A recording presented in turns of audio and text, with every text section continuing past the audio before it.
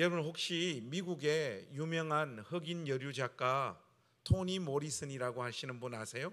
이분이 제가 알기로는 아마 작년도인가 재작년도에 돌아가신 분인데 이분이 노벨 문학상까지 탄 유명한 분이에요. 한국에도 이분의 책이 몇 권 번역되어져 있는데 이분이 쓰신 책 빌러브드라고 하는 책을 보면 그 책은 흑인 여성 노예가 백인 농장주로부터 삶과 인생이 착취되어지는 내용이에요. 그런데 그 내용을 보면 처음에는 되게 눈물겹다가 점점 열이 받아요. 어떻게 한 사람의 인생을, 하나님의 형상대로 지음받은 한 인간의 삶을 저렇게 착취하고 짓밟을 수 있을까? 제가 그 책 내용들 중에 제일 화가 났던 부분이 어떤 부분인가 하면 흑인 여성 노예의 가슴에서 젖을 짜가지고 백인 집안의 아이들의 간식으로 주는 장면이 나와요. 무슨 사람이 소입니까? 사람이 짐승이냐고요. 그런데 그런 식으로 이 흑인 여성 노예의 삶을 착취합니다. 그것뿐만 아니라 자기의 육신의 정욕을 위하여 성폭력은 일상으로 벌어지고요. 아침에 눈 떠서 감당해야 될 노동의 강도는 상상을 초월하고 희망이 없어요. 여기가 만약에 군대라면 제대 날짜를 기다리면 되잖아요. 그런데 이 흑인 여성 노예는 죽을 때까지 이 삶을 반복해야 되는 거예요. 그러다가 아기도 태어나고 견디다 못해서 이 흑인 여성 노예가 자기 갓난쟁이 여자아이를 등에 업고 탈출을 감행합니다. 처음에 주인 몰래 잘 탈출해가지고 꽤 멀리까지 도망을 가요. 그런데 인원 점검 하다 보니까 인원이 비잖아요. 이 도망갔다 그 사실을 알고 이 추격대를 전부 다 동원해가지고 이 흑인 여성 노예를 이제 잡으러 팍 추적해 가는데 점점 포위망이 좁혀와요. 근데 이 여주인공도 더 이상 도망갈 수가 없겠구나 그 판단을 내려요. 그때 이 여주인공이 등에 업고 있는 아이를 가슴에 안은 다음 자기가 호신용으로 가지고 있었던 톱 있잖아요. 그 톱을 가지고 이 아이의 목을 베어버려요. 그 목을 베는 그 장면을 제가 이 책에서 좀 인용해 가지고 왔습니다. 한번 여러분 들어보십시오.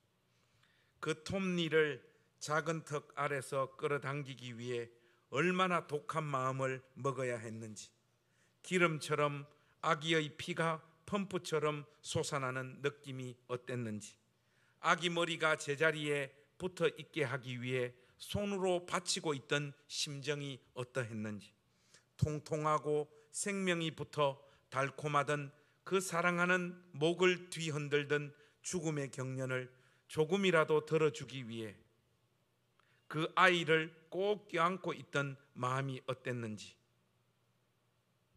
그걸 모른 채 빌러비드가 떠나버릴까봐 무서워했다. 이런 문장이 있습니다. 여러분, 사람이라고 하는 존재는요, 몇 번의 고난은 잘 참아내요. 아주 정상적인 사람이라면. 그런데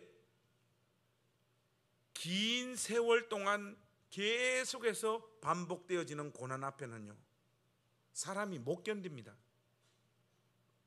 여러분들이 인생에서 만난 어려움들과 시련들과 고난을 이겨내셨죠? 그거 왜 이겨냈는가 하면 지속되지 않았기 때문에 그런 거예요. 20년, 30년 똑같은 문제가 한 사람을 쥐고 있으면요, 대부분의 사람은 피폐해져 가지고 그냥 사람이 말라갑니다. 신앙에 대해서도 어떤 의미를 발견하지 못해요. 그동안 계속해서 다녔던 교회이기 때문에 그냥 교회 갑니다. 여러분, 주일날 왜 교회 옵니까? 집에 가려고 교회 오는 거예요. 그냥 그런 심정으로 교회를 오고 하나님에 대하여, 신앙에 대하여 더 이상 아무런 의미를 가지지 못한 채 자기 인생을 그냥 떠안는 거예요. 그냥 아무 의미 없이. 이런 상황들은 굉장히 극단적인 상황이지만 교회 안에 권속들 상담을 해보면 그 마음의 상태가 이제 영적 침체를 넘어서 거의 영적으로 거의 체념한 상태에 놓여 있는 사람들이 꽤 많습니다. 계속되는 인생의 펀치 앞에는 아무도 견디지를 못해요. 성경에 보면 이 빌러브드와 비슷한 수준의 고난을 경험한 사람이 한 명 있죠. 누군가 하면 오늘 본문의 주인공이라고 할 수 있는 다윗입니다. 이 다윗은요, 사울의 군대 장관이었잖아요. 그런데 이 사울로부터 미운 틀을 받게 돼가지고 또 악신이 역사하게 되어지면 사울이 자기 감정을 다스리지 못하잖아요. 그 왕궁에서 몇 차례나 다윗을 죽이려고 하고 하나님 은혜로 간신히 목숨을 건진 다윗이 왕궁을 떠나서 유다 땅 이곳저곳으로, 심지어 이방 땅까지 왔다 갔다 하면서 목숨만 지키려고 얼마나 긴 세월을 고난의 행군을 지속합니까? 그런데 오늘 이 아침에는 이 다윗은 왜 끊임없이 자기 삶 가운데 몰려오는 이 고통스러운 현실 앞에서도 무너지지 아니하고 처음부터 끝까지 신실하게 믿음으로 승리했는지, 그 내용들을, 그 원인들을 오늘 이 아침 여러분들하고 좀 확인해 보기를 원합니다. 여러분들이 사무엘상을 좀 꼼꼼하게 읽어보시면 사울이 다윗을 괴롭히기 시작하는 그 본격화되어지는 장면이 사무엘상 19장에서부터 시작되어집니다. 그리고 19장에서부터 다윗은 이제 본격적으로 왕궁을 떠나서 유다 땅 이곳저곳으로 도망가는 그 비참한 심정을 가지고 도망을 가는 삶의 자리로 내몰리게 되어지는데, 여러분, 처음부터가 굉장히 중요합니다. 뭔가 하면 다윗은 자기 인생에서 자기가 감당하기 어려운 시련과 고난이 찾아오면요, 이상하게도 사무엘 상하를 꼼꼼히 읽어보면요, 자기가 다 고난을 당하고 나면 당한 고난보다 더 큰 위로와 은혜가 반드시 다윗의 삶에 같이 붙어가지고 계속해서 삶이 굴러가고 있다라는 것, 이게 아주 중요한 고난을 이긴 이유입니다. 그래서 여러분, 19장에서부터 이제 사울이 본격적으로 다윗을 괴롭히기 시작을 하는데, 여러분 20장 한번 보시겠습니까? 20장 한번 열어보십시오. 사무엘상 20장에 보시면 15절 말씀 한번 보십시오. 성경 몇 군데 찾아야 됩니다. 자, 사무엘상 20장 15절에서 15절 16절을 일단 여러분 우리가 같이 한번 읽겠습니다. 15절 16절 같이 읽겠습니다. 시작. 여호와께서 너 다윗의 대적들을 지면에서 다 끊어버리신 때에도 너는 내 인자함을 내 집에서 영원히 끊어버리지 말라 하고, 이에 요나단이 다윗의 집과 언약하기를 여호와께서는 다윗의 대적들을 치실지어다 하니라. 여러분 조금만 내려와서 22절 말씀 또 한번 보십시오.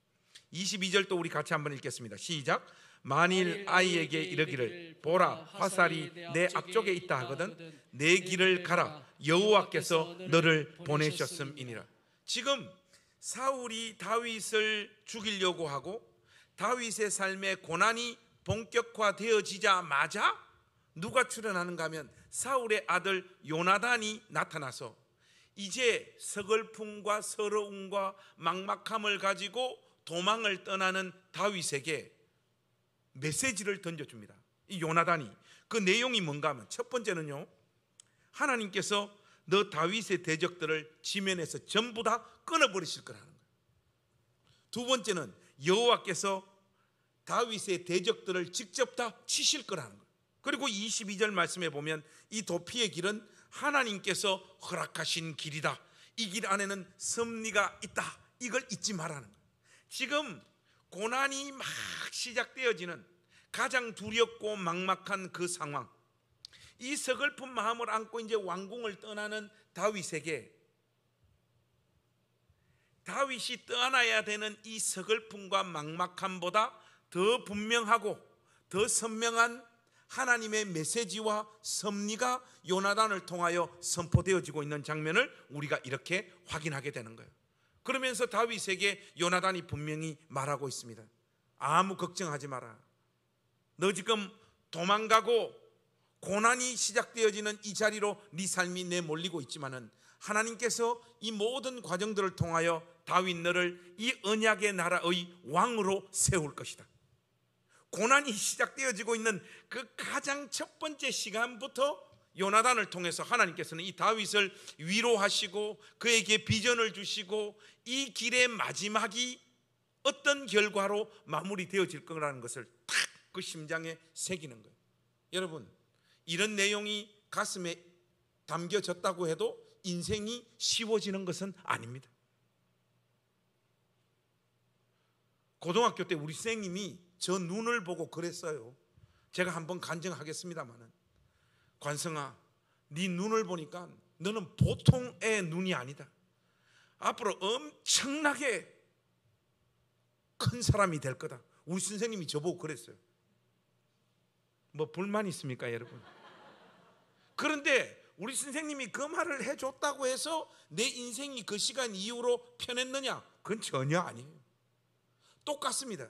다윗은 요나단을 통하여 이 메시지를 가슴에 담고 이제 왕궁을 떠나서 도망을 가지만 인생이 더 고달파집니다. 여러분, 사무엘상 22장에 보면요, 어떤 내용이 나오는가 하면 22장 후반부에 보면 다윗에게 골리앗의 칼과 제사장들만 먹을 수 있었던 향용떡을 제공했지 않습니까? 아비아달 제사장이. 사울이요, 다윗에게 이 다윗의 칼, 골리앗의 칼과 향용떡을 제공한 아비아달 밑에 있었던 85명의 제사장들을요 전부 다 죽여버립니다. 이것은 다윗을 향한 직접적인 공격은 아니지만은 지금 도망 다니고 있는 다윗을 도와줬다라고 하는 그 명목으로 이 일에 가담한 제사장들을요 도액을 통해 가지고 다 죽여버린다고요. 85명이나. 이것은 간접적으로 아니 뭐 직접적으로 다윗을 향한 위협의 메시지이죠.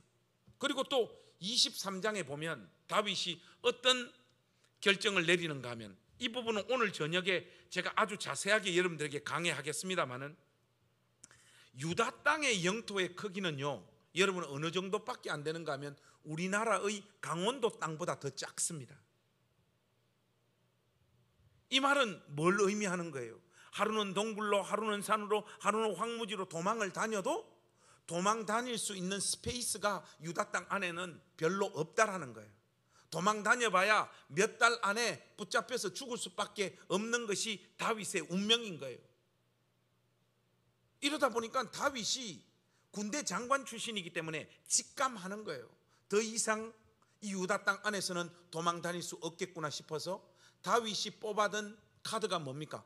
이방 땅으로 도망가잖아요. 모압 땅 미스베, 이방 땅으로 다윗이 도망갑니다. 그 낯설고 모든 것이 자기에게 맞지 않는, 그러나 목숨만은 지킬 수 있는 그 모압 땅 미스베로 다윗이 돌아갑니다. 도망가요. 근데 여러분, 보통 이런 식의 그 고민 끝에 이런 식의 선택을 하고 나면 하나님은 도와주십니까? 안 도와주십니까? 저의 질문이 애매하죠? 도와준다고 해야 될 것 같기도 하고 안 도와준다고 해야 말해야 될 것 같기도 하고. 하나님이 갓 선지자를 보내가지고 다윗을 바로 책망하잖아요. 네가 어떻게 너의 지혜와 힘과 능력으로 너의 목숨을 보존하고 지키려고 하느냐? 어떻게 이 이방 땅으로 도망올 수 있느냐? 내가 왕이 되어 친히 통치하는 언약의 땅 유다로 다시 돌아가라.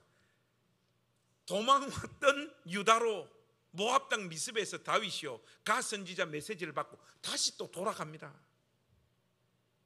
그 좁은 땅덩어리에 숨어가지고 숨도 제대로 못 쉬고 복지부동 납작 엎드려가지고 사울에게 붙잡히면 죽을 것 같은 그 위기 속에서 숨도 못 쉬고 납작 엎드리고 있습니다.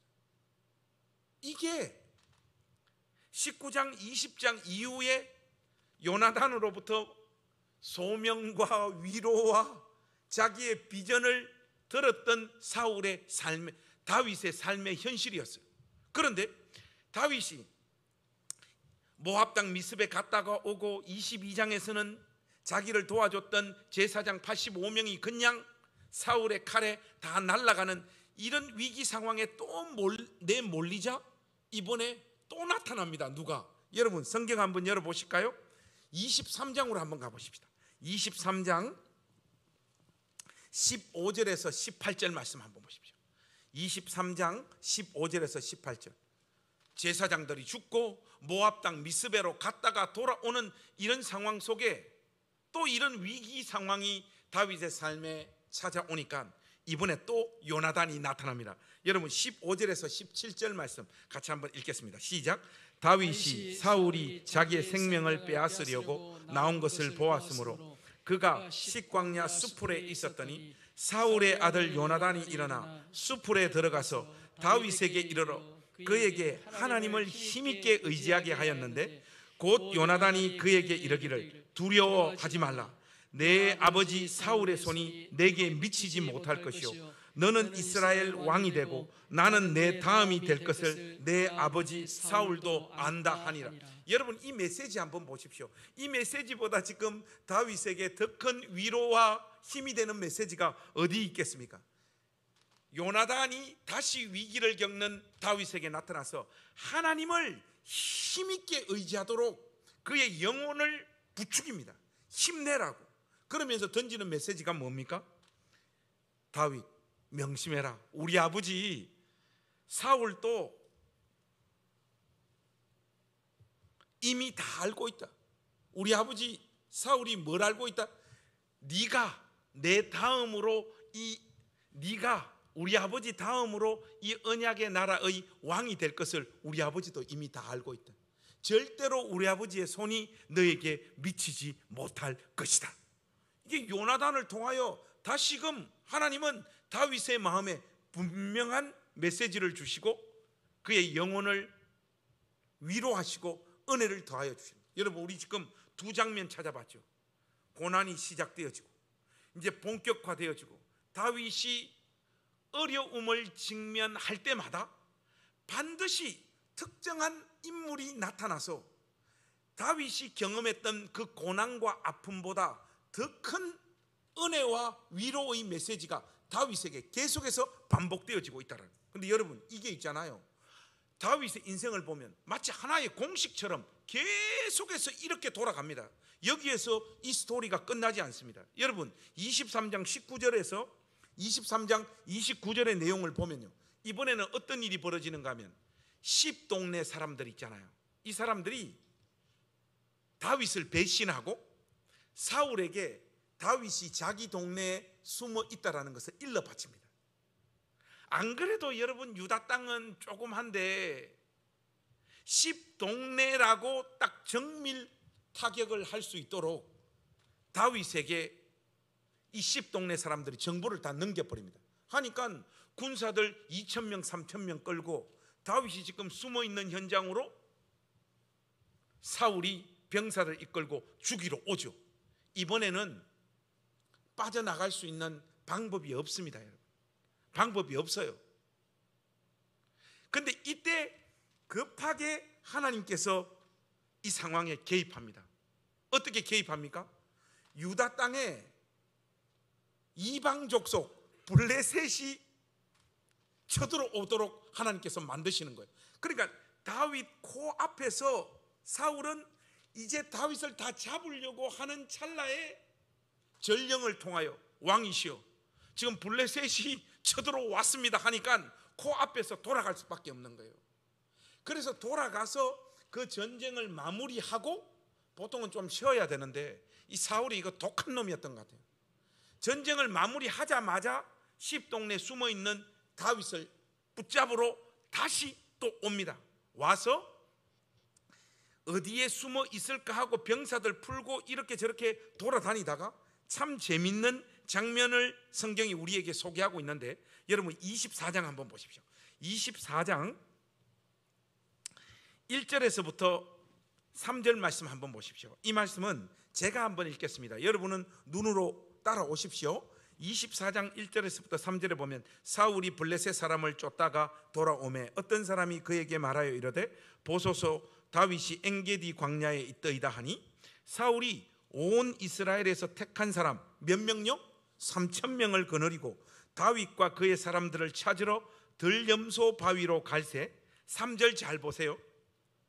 길가 양의 우리에 이른즉 굴이 있는지라 사울이 뒤를 보러 들어가니라 다윗과 그의 사람들이 그 굴 깊은 곳에 있더니 쉽게 말해가지고 다윗은요 지금 동굴 안에 들염소 바위 근처 동굴 안에 참모들하고 이렇게 딱 숨어 있는 상황입니다. 깜깜한 동굴 안에. 근데 사울이 이 다윗 이거 어디 있노?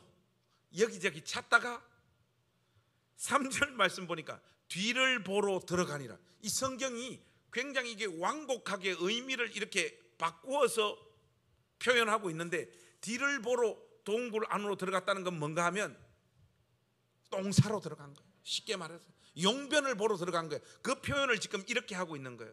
그런데 고대 사회 때 여러분 왕이 입었던 옷은 뭡니까? 이를 보기 위해서는 복장을 풀어제끼면 발을 가리우게 되겠죠. 그죠? 옷이 스르륵 내려가서 발을 가리우게 될 거 아닙니까? 옛날에는 성경이 좀 그렇게 번역되어졌었어요. 발을 가리우다.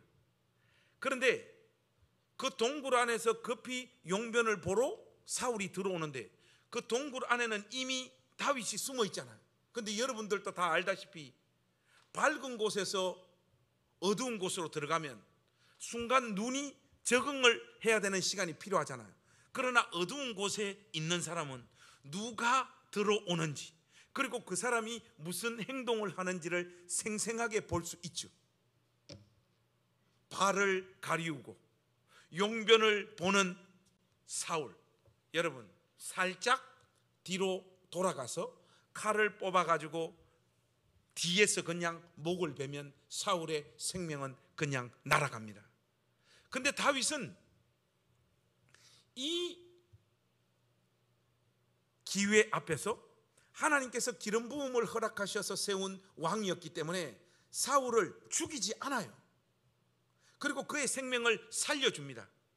이렇게 그 동굴을 빠져나오는데 이 장면이 사울에게도 위기 상황이었지만 어떤 의미에서는 지금 3,000명 풀어가지고 자기가 숨어있는 그 동굴 앞에까지 지금 사울이 온 상황이잖아요. 이 죽음의 문턱 앞에서 이 위기를 극복하자마자 다윗은 동굴 바깥에 나와가지고 왕이시여 나는 왕을 안 괴롭히는데 왕은 왜 저를 잡아 죽이려고 하십니까? 하고 멀리 떨어져서 사울에게 항변했던 것 같아요. 그 이야기를 듣고 이번에 누가 반응하는가 하면 이 세 번째 위기 앞에서는요 당사자인 사울 자신이요 다윗을 향한 하나님의 뜻을 선포합니다. 여러분들 이 재밌어요. 여러분 24장 17절을 한번 보세요. 17절에서 21절입니다. 조금 길지만 우리 이 말씀 한번 17절에서부터 21절까지 같이 한번 읽겠습니다. 시작. 다윗에게 이르되 나는 너를 학대하되 너는 나를 선대하니 너는 나보다 의롭도다. 내가 나 선대한 것을 오늘 나타냈나니 여호와께서 나를 내 손에 넘기셨으나 네가 나를 죽이지 아니하였도다. 사람이 그의 원수를 만나면 그를 평안히 가게 하겠느냐? 내가 오늘 내게 행한 일로 말미암아 여호와께서 내게 선으로 갚으시기를 원하노라. 보라 나는 내가 반드시 왕이 될 것을 알고 이스라엘 나라가 내 손에 견고히 설 것을 아노니 그런즉 내 후손을 끊지 아니하며 내 아버지의 집에서 내 이름을 멸하지 아니할 것을 이제 여호와의 이름으로 내게 맹세하라 하니라. 여러분, 이것은요 어떤 의미에서 보면 거의 항복 선언이지 않습니까? 이번에는 사울의 아들 요나단이 아니에요. 다윗을 붙잡으러 왔던 당사자 사울이 세 번째 위기를 겪은 다윗을 향하여 선포하고 있는 메시지입니다. 17절과 20절 보니까 사울이 직접 네가 이 나라의 왕이 될 것이다, 그렇게 사울이 지금 이야기하고 있습니다. 여러분, 이거 대단히 재밌는 장면이에요. 지금 자기가 잡아 죽이려고 하는 당사자를 향하여 네가 이 나라의 왕이 될 것이다, 입으로 선포를 합니다. 그리고 19절과 21절은 이 의미를 더 분명하게 하고 있죠. 하나님께서 바로 그 일을 성취하고 이루실 것이다, 이렇게 선포하는 거예요. 여러분, 이 메시지보다 이 다윗의 심령에 더 확신을 주고 더 소망 가운데 이 도망길을 지속할 수 있는 메시지가 또 있겠습니까? 고난을 처음 시작할 때, 그 다음 좀 진행되었을 때, 이 세 번째 위기 속에도 어려움을 겪고 나면 반드시 그 어려움보다 더 큰 위로와 은혜가, 소망의 또 메시지가 다윗에게 선포되어지고 있는 이 공식을 여러분 잘 한번 보시란 말이에요. 그런데 여러분, 여기서 끝나지 않습니다. 이 확실히 이 사울은 좀 이상한 놈이 맞아요. 왜 그런가 하면 다윗을 향하여 자기 입을 통해서 네가 이 나라의 왕이 될 것이고 하나님이 그 일을 이루실 것이다, 그렇게 말해놓고 또 잡으러 갑니다. 이거는 뭐 거의 정신병이라고 해도 과언이 아니에요. 여러분, 24장에서 이 내용이 끝나는 것이 아니라 26장에서도 10동네 사람들이 한 번 더 일러 바쳐요. 다윗이 지금 여기 있다고 하니까 그렇게 절절한 마음으로 다윗의 인생을 축복하고 예언했던 사울이 정신이 헷가닥 또 돼가지고 또 잡으러 가는 장면을 우리가 확인할 수 있습니다. 3,000명 풀어가지고 또 갑니다. 그런데 잡으러 가다가 피곤했던지 잠깐 잠이 들죠. 잠자고 있는 그 모습이 다시 다윗에게 목격되어집니다. 이번에도 다윗이 마음 먹고 그냥 심장에 칼을 꽂으면 사울은 끝이 나요. 그리고 이번에는 같이 갔던 아비새가 막 부추깁니다. 막 부추겨요. 그래도 다윗은 이를 악물고 하나님께서 기름 부음을 허락하신 왕을 내 손으로 죽일 수 없다 하면서 창하고 물병만 그냥 가지고 나오잖아요. 다윗이 또 자기를 한 번 더 살려줬다라고 하는 이야기를 들은 사울이요, 이번에 이제 네 번째입니다. 여러분 26장 25절 한번 보십시오. 여기 보니까 이렇게 나옵니다. 자, 이게 어떤 의미에서는 마지막 결론이라고 할 수 있는데 26장 25절 말씀 한번 보십시오. 같이 한번 읽겠습니다. 시작. 사울이 다윗에게 이르되 내 아들 다윗아, 내게 복이 있을지로다. 내가 큰 일을 행하고 반드시 승리를 얻으리라 하니라. 다윗이 자기 길로 가고 사울은 자기 곳으로 돌아가니라. 여러분, 사울이 최종적으로 다윗을 향하여 축복하는 내용입니다. 다윗아, 내게 복이 있을지로다. 그 뒤에 문장을 읽으려니까 저는 자꾸 웃음이 나와요. 왜냐하면 말이 안 되니까. 네가 큰 일을 행하겠고 반드시 승리를 얻으리라. 누구하고 싸워서 승리를 얻는다는 말이에요? 사울하고 싸워서 승리를 얻는다고 사울이 직접 지금 말을 하고 있는 거란 말이죠. 여러분, 우리가 네 장면을 지금 확인해 봤습니다. 이 시간을요, 제가 설교자로서 여러분들에게 압축해서 줄여가지고 말씀드렸습니다만은 이 시간들은 굉장히 긴 시간이고 깜깜하고 막막하고 가도 끝이 나지 않는 이 고난의 행군 속에서 이상하게도 절체절명의 위기 상황에 내몰리면 내몰린 것보다 더 큰 위로와 은혜가 반드시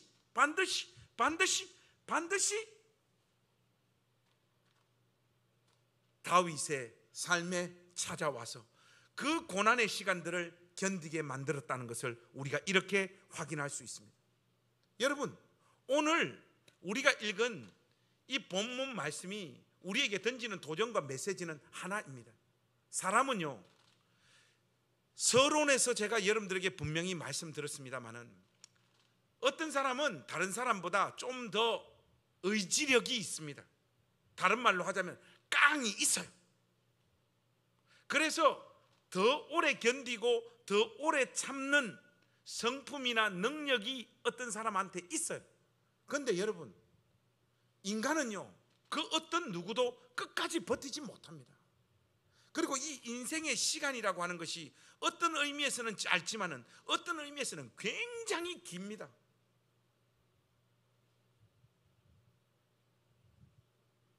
목회자가 힘든 것 중에 하나가 뭔가 하면 고통스러운 성도들의 이야기를 계속해서 들어줘야 된다는 것. 그게 굉장히 힘들어요. 최근에 우리 교회에서는 자살 소동이 있었어요. 애가 좋은 대학교 나오고 얼굴도 이쁘고 집도 잘 살고 하는데 우울증에 계속 시달리는 거예요. 근데 처음에 저한테 이렇게 문자가 딱 온 거예요. 문자가, 목사님 그동안 감사했습니다 하길래 이것도 누구한테 이거 상처받아가지고 이제 교회 떠날라 하는구나, 저는 그렇게 생각을 했어요. 근데 조금 있다가 문자가 또 오는데 목사님 숯불을 피웠고 저는 이제 잠들면 끝납니다. 제가 얼마나 놀랬겠어요. 막 손이 벌벌벌벌 막 떨리는 거예요. 이게 해가지고 경찰에 신고해가지고 핸드폰 위치 추적을 해가지고 걔를 근근히 찾았어요. 죽기 일보 직전에. 뭐 이런 극단적인 상황만 있는 게 아닙니다. 가정이 다 깨져가지고 찾아오는 형제님은 거의 없어요. 이상하게 주로 자매님들이 많이 찾아오세요. 와가지고 그 결혼 생활의 고단함, 그 견딜 수 없는 남편의 그 폐악질, 그 황당하고 말도 안 되는 행동들을 견디고 참는 거. 목사님 나 오래 했어요. 근데 이제는 죽어도 더 이상 못하겠다고. 목양실 와가지고 펑펑 우는 그 집사님들, 그 앞에서 목사가 무슨 이야기를 해줍니까? 더 참아라고 합니까? 기도하십시오, 그 말도 폭력인 것 같아서 하기가 어렵더라고요. 그 사연이 얼마나 절절한지.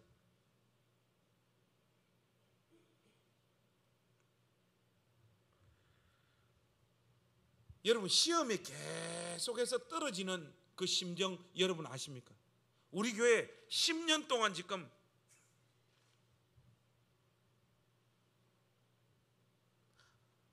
대한민국 최고 학부를 나와가지고 10년 동안 계속해서 시험 치는데 안 되는 거예요.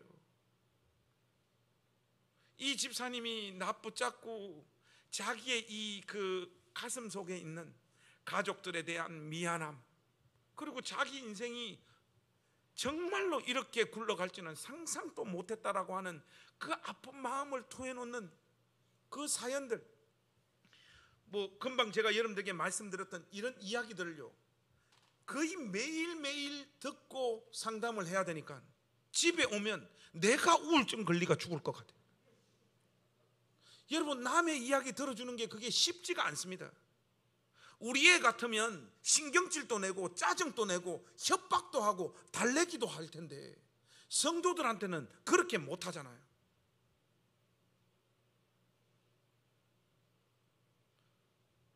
근데 제가 내린 결론이 뭔가 하면요, 사람은요 몇 년은 견딜 수 있고 얼마 동안은 뭐 신앙의 이름으로든지 자기의 의지력이로든지 깡으로든지 견뎌요. 근데 여러분, 이 시간이 길면요 그건 누구도 견디지 못해요. 이 사람들 신앙이 안 좋았던 사람들 같습니까? 안 그렇습니다. 정말로 신실하고 믿음 좋은 사람들이에요. 지금도 하나님을 향한 그 믿음을 부인하는 사람들은 아니에요. 그런데 자기를 두들겨 패는 그 인생의 무게 앞에서 못 견디는 거예요. 그리고 자기가 그동안 알고 있었던 하나님, 그 하나님이 아닌 것 같다는 거예요. 자꾸 목사님, 내가 하나님 살아있는 것은 부인하지 않지만은 내가 믿고 있는 하나님이 진짜로 성경에서 말하고 있는 그 하나님인지는 솔직히 이제 확신할 수가 없어요. 그러다 보니까 기도도 안 돼요. 그러다 보니까 신앙적인 의미도 찾기가 어려워요. 그럼 니 왜 교회 나오노? 그냥 나와요. 저 이름이 관성의 법칙이잖아요.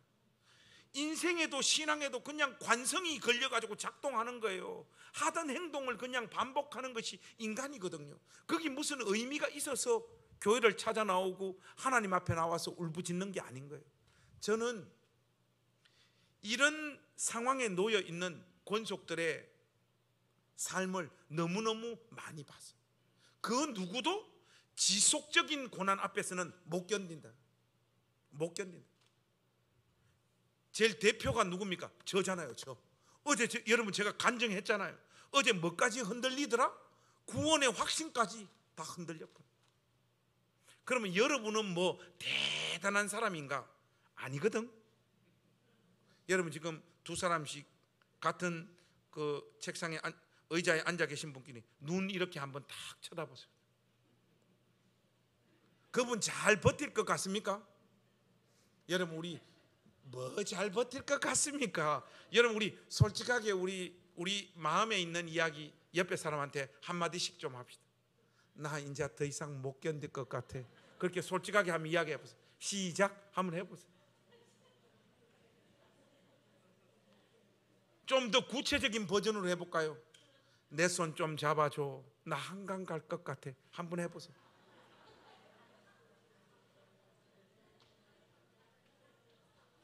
여러분 우리가 생각하는 것만큼 그렇게 믿음 좋은 사람들 아닙니다.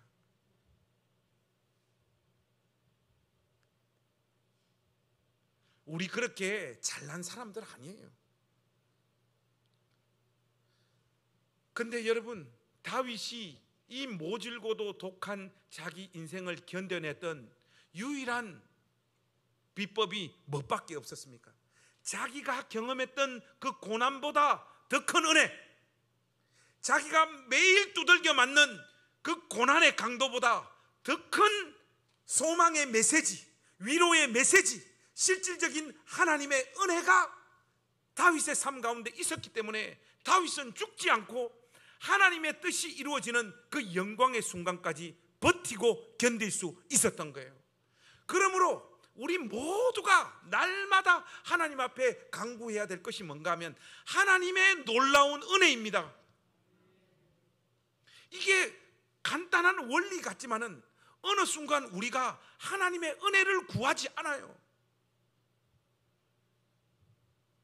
옛날에 잘 믿었던 거 있잖아요. 그것이 오늘 여러분을 지켜줄 것 같은데 안 그렇습니다. 여러분, 제가 우리 그 고향교회를 이렇게 생각을 해보면 그때는 정말로 기도할 때 뜨거웠어요.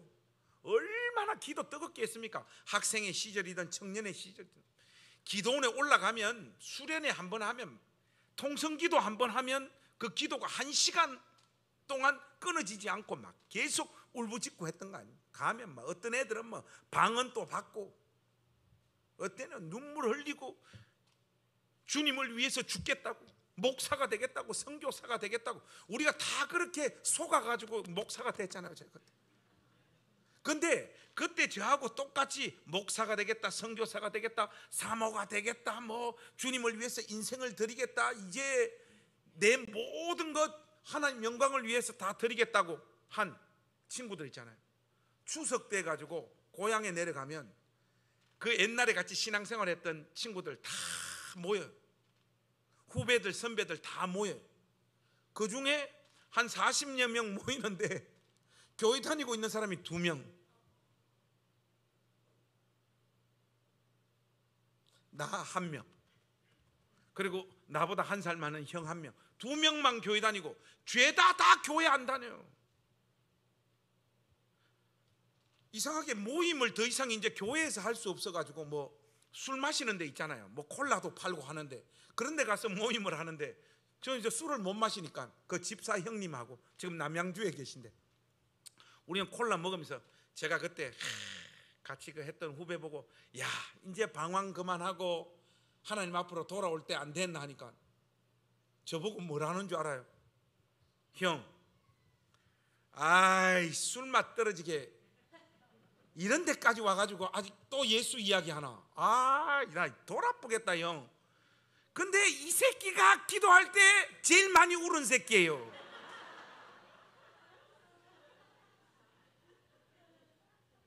목사 되겠다고 한 새끼라고.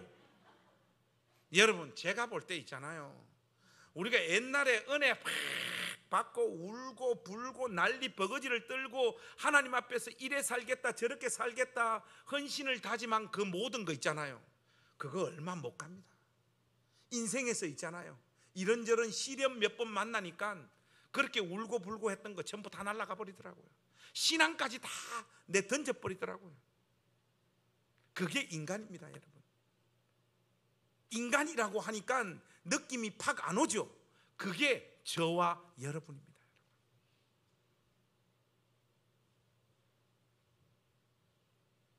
옛날에 은혜 받은 이야기 그만하세요. 여러분, 지긋지긋해요.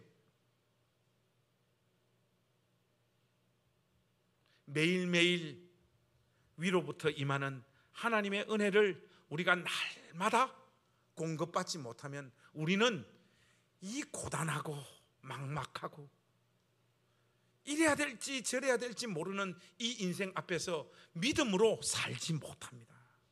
다윗이요, 그거 하나 붙잡고 갔던 거예요.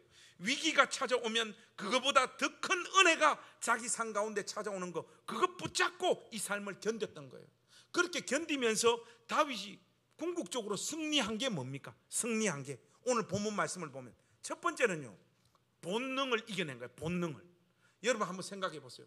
자기를 계속해서 죽이려고 하는 사울을 동굴에 들어와 가지고 발을 가리우고 용변을 보는 이 결정적인 기회가 왔을 때 원래대로 하자면 그거 목 베 버려야 되잖아요. 여러분 안 그렇습니까? 여러분을 지속적으로 공격하고 음해하고 욕하고 뒷담화하는 어떤 사람들 여러분 사랑해집니까? 제가 목회를 해보니까 제일 무시무시한 구역이 어딘가니까 권사님들. 와, 이 권사님들 데리고 소풍 한번 가는 게요, 유치부 애들 데리고 소풍 가는 것보다 더 힘들어요. 왜냐하면 이제 자기 생각이 딱 있어가지고요 절대로 말 안 들어요. 그리고 그 파당이 제일 심한 것도 권사님들이야. 친한 사람들끼리 3, 3, 5 딱 나누어져 가지고 거기 안에서 정치하는 거 보면 대한민국 정치판은 저리 가라요. 그렇게 마음이 갈라지는 이유가 뭔가 하면 나 욕 한 번 했다고, 내가 뭐 하자는 거 적극적으로 안 따라줬다고, 면전 앞에서 다른 의견을 이야기했다고 원수돼 가지고 신앙생활 하잖아요. 사람이 본능 이기는 게 쉽습니까 여러분? 못 이겨요 여러분. 우리의 기본적인 성정으로 우리 이 죄성을 가지고 본능을 이기는 것은 불가능합니다. 저도 목회하다 보니까 목사로서 여러분 오해 없이 들으십시오. 저도 치기 삐고 싶은 사람들이 좀 있습니다. 목사를 괴롭히는 걸 하나님으로부터 은사로 받은 인간들이 있어요. 나 착해 생각보다. 나 왜 이렇게 괴롭혀? 내가 뭐 해코지를 해서 뭐 나쁜 짓을 해서 돈을 띵고 먹었어. 목회를 대충 했어. 왜 나를 괴롭히냐고. 나 괴롭히다가 안 되면 우리 집사람 괴롭혀요? 특히 권사님들이? 그러면 선배 목사님들이 와서 김 목사 더 기도하고 품고 다 용서해라 그러는데, 여러분 그 말같이 쉽습니까? 나 미워하는 인간 그 사랑하는 게 쉽냐고요. 여러분, 저도 우리 교회에 지금 딱 3명이 있어요. 3명. 빨리 우리 교회를 좀 나가줬으면 좋겠어. 솔직히 지금 감당이 안 됩니다. 감당이 안 돼. 내 인격으로, 내 신앙으로 그 사람들이 품어지지가 않아요. 솔직히 하나님의 은혜가 우리 심령 가운데 떨어질 때요, 그 은혜가 추상적으로 마음이 참 좋다, 뭐 마음이 부드러워지고 그냥 마음에 평안이 있다, 이게 아니에요. 여러분 각자가 가지고 있는 기질적인 본능의 힘을 뛰어넘는 능력이 여러분 삶 가운데 임하는 거예요. 다윗이 얼마나 죽이고 싶었겠어요. 근데 그 본능을 극복해냅니다. 그런데 우리가 있잖아요, 우리의 본능을 충족하는 방식이, 세상 사람들은 그것을 돈을 추구하고 권력을 추구하고 성적인 만족을 추구하는 이런 형태로 자기 본능을 충족하지만, 예수 믿는 신자들은 어떤 식으로 본능을 충족합니까? 우리는 어떤 의미에서요, 신앙을 가지고 있다고 하는 이유 때문에 더 악합니다. 뭔 말인가 하면, 여러분 말씀 한 구절만 보십시다. 24장 4절 말씀 한번 보십시오. 24장 4절. 24장 4절 말씀 한번 보세요. 24장 4절 말씀 우리 한 목소리로 한번 같이 읽겠습니다. 시작. 다윗의 사람들이 이르되 보소서, 여호와께서 당신에게 이르시기를 내가 원수를 내 손에 넘기리니 내 생각에 좋은 대로 그에게 행하라 하시더니 이것이 그날이니이다 하니, 다윗이 일어나서 사울의 겉옷자락을 가만히 베니라. 여러분 지금 이건 무슨 장면인가 하면, 다윗의 참모들이요, 다윗을 지금 부추기고 있는 장면이에요. 안 그래도 지금 사울이 미워 죽이고 싶은 존재잖아요. 원수잖아요. 그런데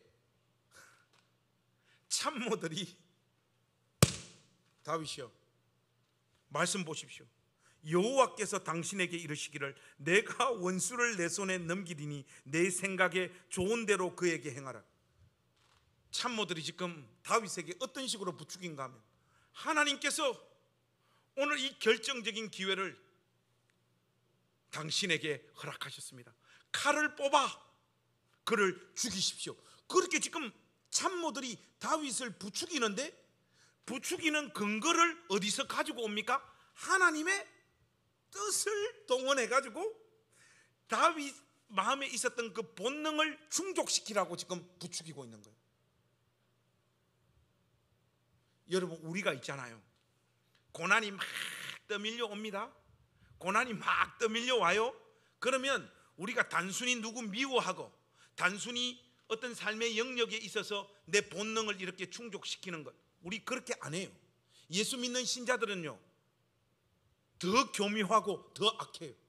목사님, 기도하다 보니 하나님이 저에게 이렇게 말씀하시네요. 여러분 이런 것들 죄다 다 사기꾼들이에요.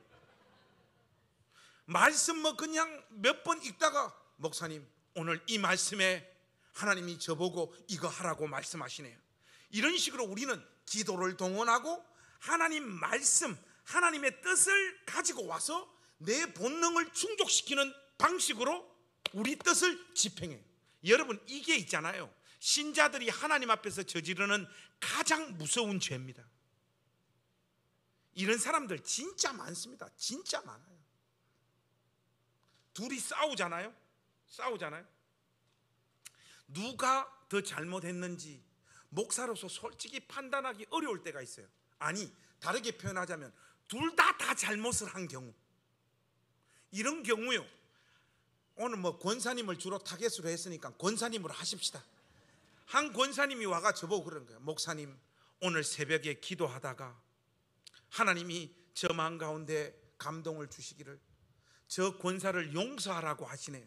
여러분, 이 표현이 좋은 표현이에요? 아니면 악질적인 말이에요? 에? 뭔 좋은 표현이야? 악질적인 표현이죠. 여러분, 지가 용서한다고 생각을 하는 거예요.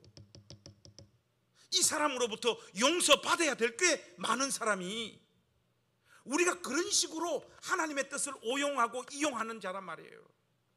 부동산 사고 싶으면 그냥 사라고요. 기도하니까 하나님께서 저 아파트를 사라 했더라, 이런 말 좀 하지 마시고,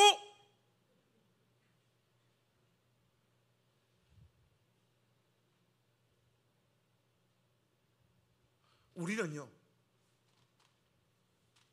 결국 사람은 있잖아요, 자기가 하고 싶은 것은 결국 다 해버리더라고. 사람이라고 하는 존재, 그게 본능을 충족시키는데 그냥 내 하고 싶은 거 하려고 하니까 미안하잖아요. 성도로서 가오가 빠지잖아요.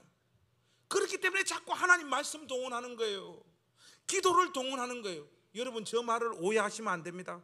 제가 지금 기도하지 말라는 말도 아니고 하나님 말씀 읽지 말라는 게 아니에요.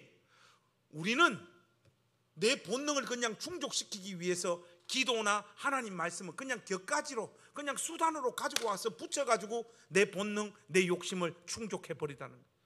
다윗에게 은혜가 임하니까요 뭘 이깁니까? 하나님의 뜻, 하나님의 말씀을 가지고 사울을 죽이라고 하는 그 정당성을 부여해주는 참모의 말을 다윗이 거부하고 이겨냅니다. 이게 참된 믿음입니다, 여러분. 이게 참된 믿음이에요. 우리 시대에 하나님 앞에서 냉철하게 깨어 있어서 참으로 내 욕심을 현실화시키는 것, 기도를 통하여 자기의 욕망과 욕심과 본능을 분쇄시키는 간증을 하는 신자들이 별로 없습니다. 우리 안산의 산정연교회 우리 권속들이 이 믿음의 경지에 서게 되시기를 우리 주님의 이름으로 축복합니다. 다윗이 그 고난 속에서 매일매일 경험하는 하나님의 은혜로 말미암아 자기 안에 있는 이 본능을 그 어떤 이유로도 현실화시키지 아니하고 그 고난의 시간들을 또다시 믿음을 붙잡고 말씀해 주신 소망의 말씀 붙잡고 하루하루 걸어가는 내용들을 우리가 이렇게 확인을 했습니다.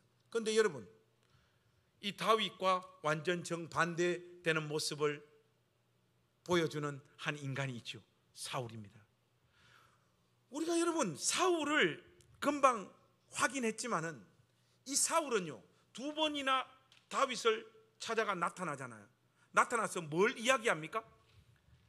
다윗이 앞으로 어떤 일을 할 건지, 그리고 다윗의 운명이 어떻게 될 건지 자기 입으로 분명히 예언도 하고 알고 믿고 확신했던 인물이 사울입니다. 얼만큼 확신을 했느냐? 다윗이 자기를 살려준 그 현실 앞에서 눈물을 펑펑 흘리면서 그 고마운 마음을 표현하면서 뭐라고 고백합니까? 나는 너를 죽이려고 하는데 너는 나를 이렇게 선대하느냐? 하나님이 너에게 승리를 주실 것이고 내 다음에 이 언약의 나라의 왕이 되는 자리에 너를 세워 주실 것이다. 그렇게 고백해놓고 또 어떻게 합니까? 또 잡으러 갔다고 했잖아요. 여러분, 하나님의 은혜가 이 10년 가운데 없는 사람은요, 여러분 한번 보세요. 다윗과 사울의 환경 한번 보세요. 다윗은요 왕궁을 떠나가지고 하루는 동굴로, 하루는 산으로, 하루는 황무지로, 이거는 뭐 요즘 우리 시대로 이야기하면 노숙자 아닙니까? 그렇게 자기 전 인생을 통과하면서도 본능에 지배받지도 않고 자기 인생에 하나님의 섭리와 계획이 있을 것이라는 것을 붙잡고 끝까지 신실하게 믿음으로 살아내잖아요. 한 명은 누굽니까? 사울은 왕궁에서 먹고 싶은 거 다 먹고 누릴 거 다 누리고 부릴 수 있는 사람들이 수백 명 수천 명을 거느리고 사는 왕으로 살았지만 그 심령에 하나님의 은혜가 없다 보니 오늘 어떤 결과를 보이고 있습니까? 자기가 말한 내용을 자기 삶으로는 살아내지 못하는 자리에 서 있는 사울의 모습을 보고 있지 않습니까?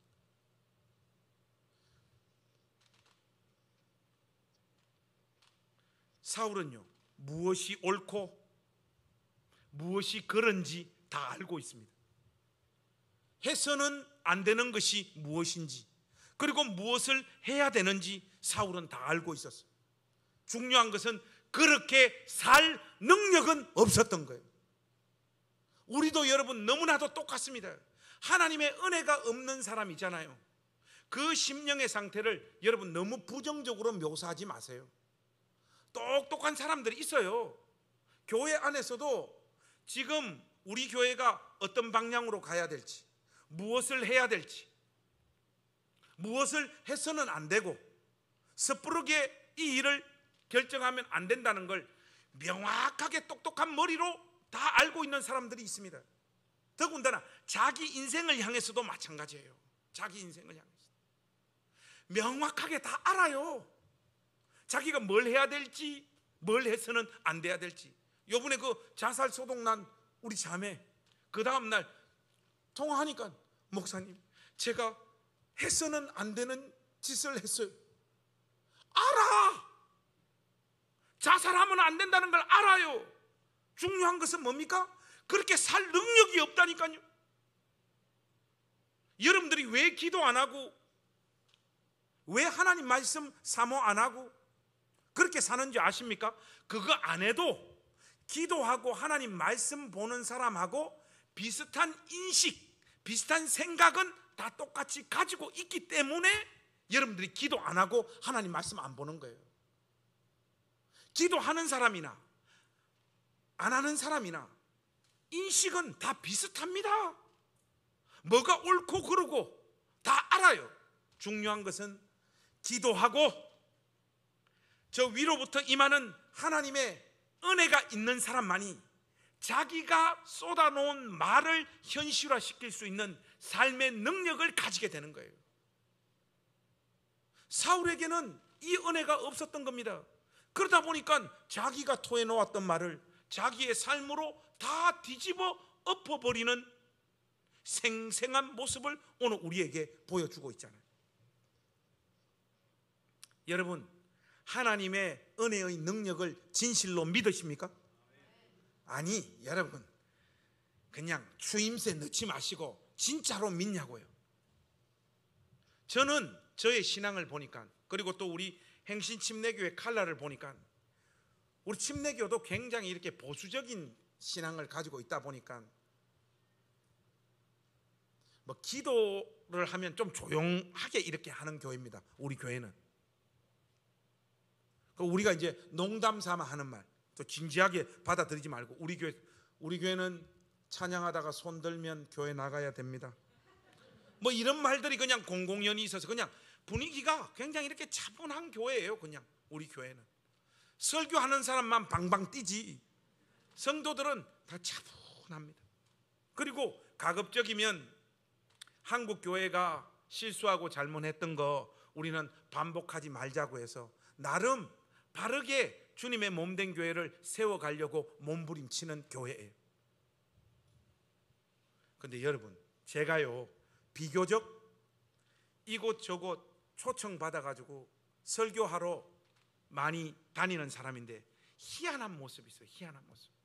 우리 교회 같은 교회가 제일 싫어하는 부류가 어딘가 하면 기복신앙 강조하는 데 있잖아요. 막 기도할 때 막 하는 데 있잖아요. 이런 교회를 우리 교회나 저는 별로 안 좋아해요, 솔직히. 그런데 설교하러 이 전국을 이렇게 다니다 보면요, 희한한 게 있어요. 바르게 교회를 운영하고 바르게 하나님 말씀을 전하고 선포하는 교회는요, 이상하게 교회가 냉랭해요. 분명히 바르게 주님을 섬기자고 모인 사람들이요, 이성적으로 어떤 지적으로 교회를요 탈없게 운영하는 것은 좋은데, 거기 어떤 생명의 역사라든지 하나님의 은혜의 역사가 있어서 심령들이 뜨겁게 함께 주의 영광을 위해서 우리가 다 같이 일어나 보자 하는 이런 현실을요 실질적으로 믿는 믿음은 없는 것 같아요. 오히려 기복신앙을 가진 사람들이 있잖아요. 우리가 막 욕하고 뭔 신앙이 저렇게 첫날 만나 복 받는 이야기만 하고 하냐 하는 사람들은요, 고난이 오더라도 그 고난을 어떤 식으로 받아들이고 이해하는가 하면요, 이 고난 속에도 하나님의 계획과 섭리가 있겠지 하고 그걸 받아들여요. 우리가 그렇게 손가락질하고 욕하는 사람, 근데 바르게 하고 뭐 진실되게 하고 탈나면 안 된다라고 하는 메시지를 외치고 그런 분위기로 교회를 운영하는 곳에는요, 실질적으로 저 위로부터 임하는 어떤 능력이 이 교회를 장악하고 있는 이런 모습들을 전혀 찾아볼 길이 없어요. 그래서 여러분, 제가 여러분들에게 그래서 묻는 거예요. 여러분, 하나님의 은혜의 역사를 진실로 믿으십니까? 안 믿잖아. 내가 보니까 안 믿더라고요. 안 믿어. 안 믿어요, 여러분. 우리가 제가 오살리 금식기도회, 금식기도원, 거기 제가 뭐 다니엘 기도회 강사로 이렇게 나오고 난다 뭐 여기저기서 이렇게 초대가 많아서 오살리 금식기도원에서 그 우리나라에서 제일 큰 기도원이잖아요. 강사로 와달라 하는데 저하고 신앙의 결이 이렇게 좀 달라가지고 우리 사역자들하고 다 모여서 야, 나 여기 지금 강사로 가야 되나 말아야 되나 하니까 우리 부목사하고 전사들이 전부 다 목사님, 거기 가는 거는 우리 교회 정체성에 위반됩니다. 그리고 목사님 외쳤던 메시지와 다르니까 가지 마십시오. 부목사부터 시작해서 다 뜯어 말리더라고. 아니, 저들이 뭔데 내가 내려야 될 결정을 자기들이 핏대를 세우고 해. 근데 어쨌든 전부 다 반대하다. 가지 말라고. 야, 하나님 말씀을 외치지 못할 곳이 어디 있어? 나 갈 거야 하고 갔어요. 갔더만 진짜 이 기도원은 와, 좋게 말하면 기도가 진짜 뜨겁고요, 나쁘게 말하자면 이 감당을 못 하겠더라고요.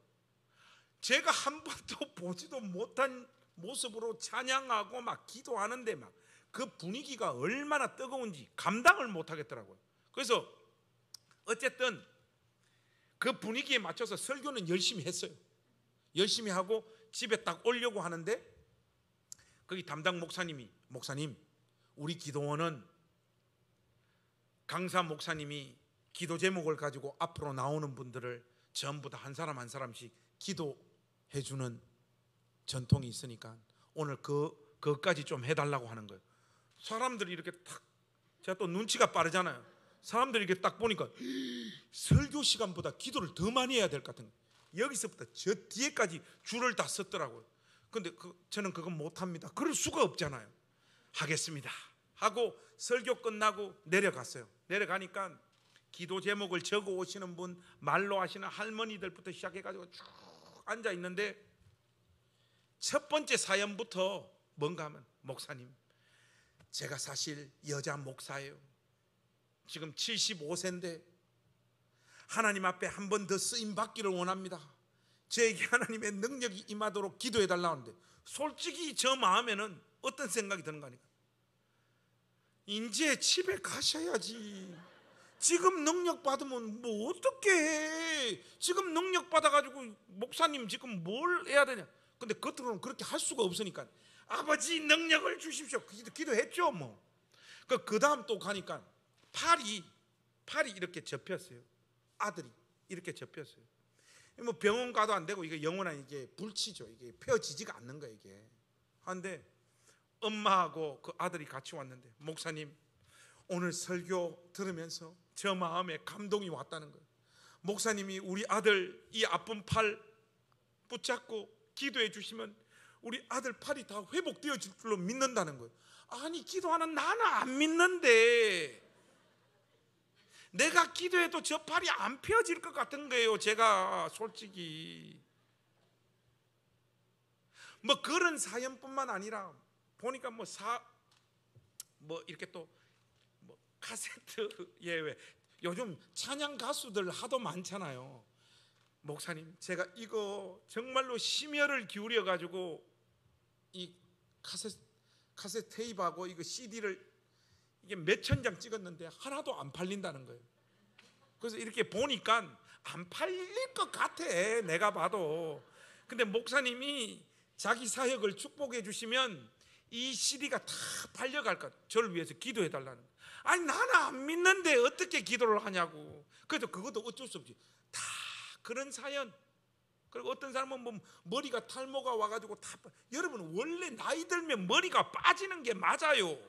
그거 기도한다고 나는 게 은혜입니까? 근데 그 사람, 목사님 저 머리에 손 얹고 기도해 달라, 이것 때문에 너무 스트레스 받아. 거기 온 사람들은 전부 다 그런 사연들 가지고 줄을 다 쓴 거예요. 설교하는 것보다 10배는 더 고달프고 힘들더라고. 그래서 어떡합니까? 한 사람 한 사람 다 기도했죠. 하고 집에 오는데 처음에는 너무 기쁘더라고. 드디어 내가 이 불구덩이에서 빠져나와 집을 가는구나.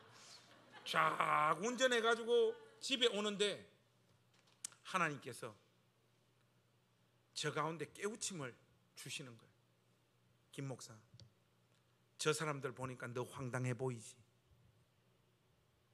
정말로 천박하고 말도 안 되는 기도 제목들 가지고 기도하는 것 같지?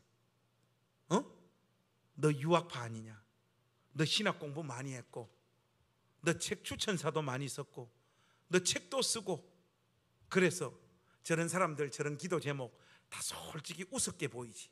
네가 기도해도 뭐 다른 역사가 안 나타날 거 보이지.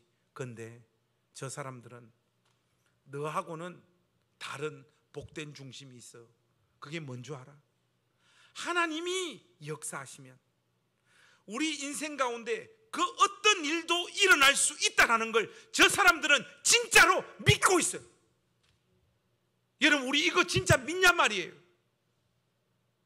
내가 내 인생 이렇게 볼 때 이제 뭐 뒤집어지고 자시고 짓고 할 것도 없어. 그냥 이대로 살다가 죽을 것 같고, 그냥 남편하고 관계, 뭐 애들 인생이며 내 삶이며 뭐 별로 나아질 것 같지도 않고, 내 신앙도 뭐 회복되어져서 뭐 뜨겁게 주를 섬기고 할 것도 없고, 그냥 이대로 살다가 끝날 것 같은 그런 중심이 있죠. 안 그렇습니다, 여러분. 하나님의 은혜가 임하면요, 우리가 예상하지 못하는 일들이 벌어집니다. 벌어진다니까요. 우리가 그걸 진짜로 믿는 믿음이 없어요, 여러분. 말로만 믿는다 하지 진짜로는 안 믿는 거예요.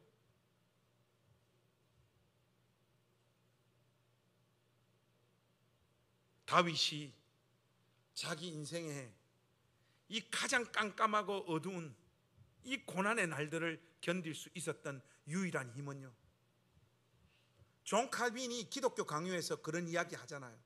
하나님의 은혜는 외부적인 은혜라고. 외부적인 은혜. 뭔 말인가 하면, 인간 안에는요 선한 게 발동이 안 됩니다. 위로부터 임해야 되는 거예요.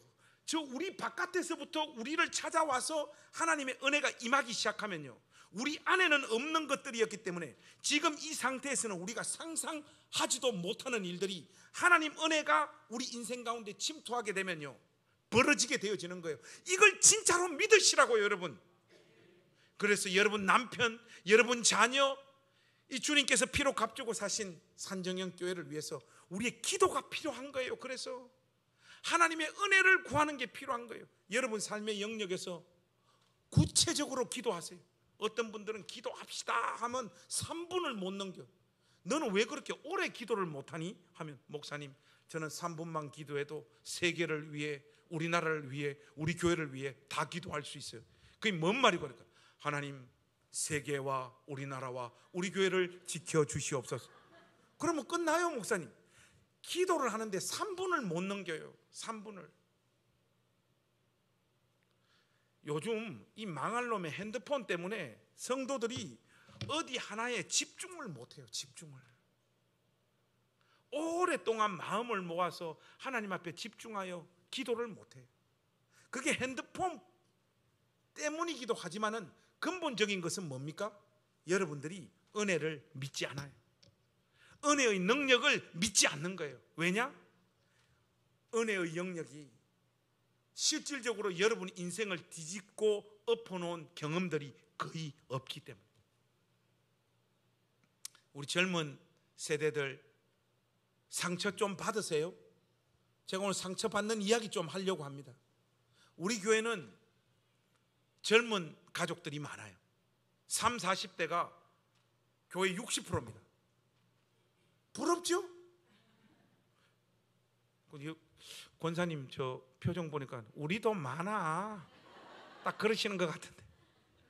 근데 여러분, 저는 우리 교회에 젊은 가족들이 많은 게 목회하면서 저의 자랑이고 자부심이었어요.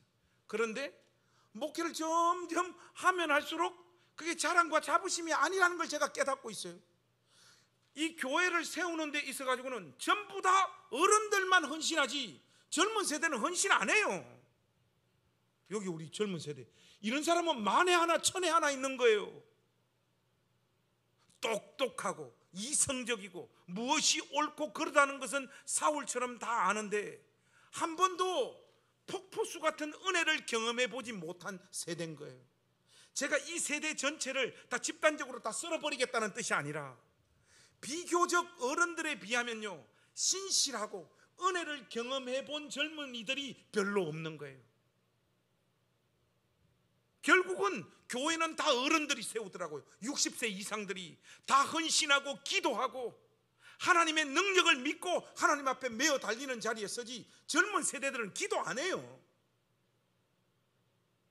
그게 솔직한 현실이야. 그리고 여러분 하나만 더 짚어봅시다. 하나님 은혜가 여러분 삶에 뭐가 더 어떤 영역에 필요한지 여러분은 알고 계세요? 저는 알고 있어요. 어제 여러분에게도 살짝 말씀드렸다시피 우리 행신교회는 이제 다 세워졌어요. 빠른 시간 안에 사람들이 몰려와서 교회가 부흥을 했어요. 그러다 보니까 하나님께서 너 이 교회를 더 자꾸 성장시켜 가지고 여기서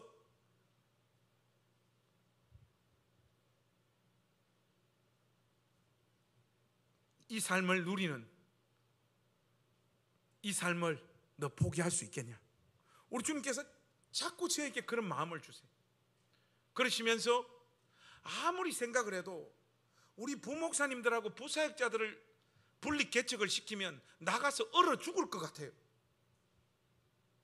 제가 나가야 될 것 같아요. 제가 우리 부목사님을 세우고 제가 뛰쳐나가야 될 것 같아요. 개척을 해야 될 것 같아요. 그 제가 우리 집 사람한테 말했어요. 이미 여보 우리 한 번 더 개척 나가자. 여기서 교회 더 성장시키는 거 이것보다 우리 인생을 더 낮은 자리로 더 고난의 자리로 한번 가서 우리 청춘이 다 사라지기 전에 교회 한번 세우자. 개척 가자 하니까 우리 사람이 그거는 우리 사람 나 만나가 그동안 고생을 너무 많이 했거든. 그러니까 그 심정이 이해가 되어지고 저도 말은 이렇게 멋있게 내던졌지만은 뭐 어떤 일이 벌어져 가지고 그런 일이 안 벌어졌으면 좋겠어요. 내가 우리 장로님들 붙잡고 장로님 제가 개척 나가겠습니다 하면 우리 장로님들이 지금도 저를 다 말려주셨으면 좋겠어요. 목사님 그건 너무 좋습니다 빨리 나가십시오 이렇게 안 하고 저를 붙잡아 줬으면 좋겠어요. 근데 이 저의 본능은요 하나님의 은혜가 내 영혼 가운데 덮칠 때에만이 그 낮은 자리로 다시 한번 내 인생을 주님을 위하여 던질 수 있게 되는 거예요. 이런 것처럼 저도 저의 삶의 영역에 하나님의 은혜가 필요한 부분이 지금 많습니다. 저 안에서 막 갈팡질팡. 여러분들에게 제가 한번 물어보고 싶어요. 1번 개척 나가야 된다. 아니다 지금처럼 목회 잘 하셔야 된다. 2번 자 오늘 저녁에 제가 나타날지 안 나타날지는 지금 결정되어집니다. 목사님 개척 가야 됩니다. 손 한번 들어보세요. 왜 손 들어놨는데 아무도 안 들어요. 목사님 솔직히 목사님 품으신 거기에 그 마음에 하나님 은혜 주셔서 한번 용기 내셔서 가시는 게 맞는 것 같습니다. 손 한번 들어보세요.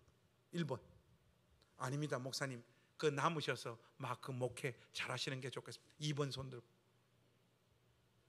여러분 안 드는 사람들은 뭡니까? 고맙습니다. 어찌됐든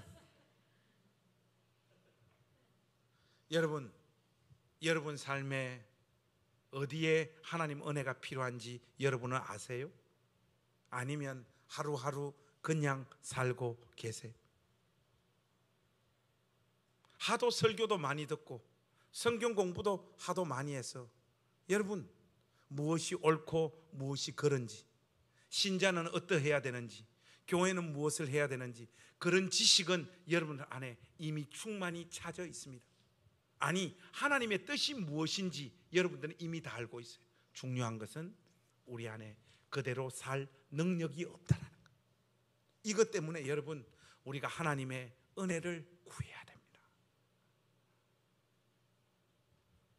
남편을 용서하십시오. 아내를 품으십시오. 자녀들 때문에 그만 괴로워하십시오. 그리고 다른 사람은 다 모르는 여러분 각자만이 알고 있는 여러분들의 죄를 끊으십시오. 그런데 제가 끊으라고, 멈추라고, 용서하라고, 결단하라고 아무리 이야기를 해도 순간의 감동은 있을지언정 여러분, 그거 그대로 사라지지 않아요.